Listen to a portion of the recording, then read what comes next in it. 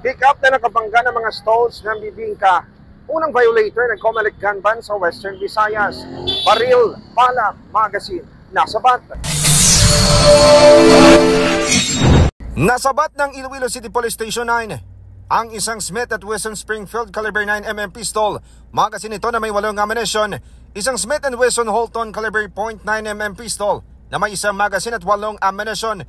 At isang Armalite M1582 rifle na may 8 magazine at 251 ammunition. Ayon kay Police Captain Jimela Cuesta, officer in charge ng police station, una na bangga ng sasakyan ng mga kiosko ng bibingka alas 12:40 na madaling araw, Enero 12, kung saan 3 babae ang sugatan, 2 rito ang tendera at bibili lang sana ang isa. Walang may pinakitang dokumento ang driver ng mga armas, pero wala pa rin itong saysay dahil nag-umpisa na ang Comelec gun ban. Base sa investigasyon ng pulisya, nakaidlip ang driver habang nagmamaneho at tumanggi itong magbigay ng komento. Posible kasong reckless imprudence resulting to multiple physical injuries and damage to property, pati na ang illegal possession of firearms at violasyon sa Omnibus Election Code ang kakaharapin ng driver. Ayon sa Section 261, letrang Q ng Batas Pambansa bilang 881, ang sinumang tao kahit may hawak na permit para magdala ng baril ay ipinagbabawal na magdala ng baril o iba pang nakakamatay na sandata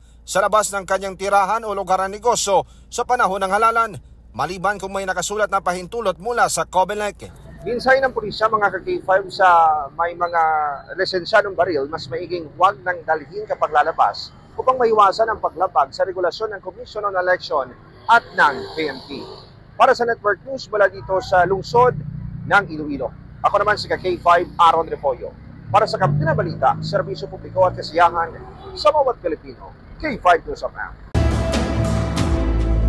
Ang ining balita ang ginadulong sa inyo sang DTX Coffee Mix. Himo sa natural nga sangka pareho sang amarkuso, chia seeds, sugared cane extract powder. DTX Coffee Mix. Nakakapi ka na, naka-detox ka pa. DTX Coffee Mix. Mabakal sa mga butika.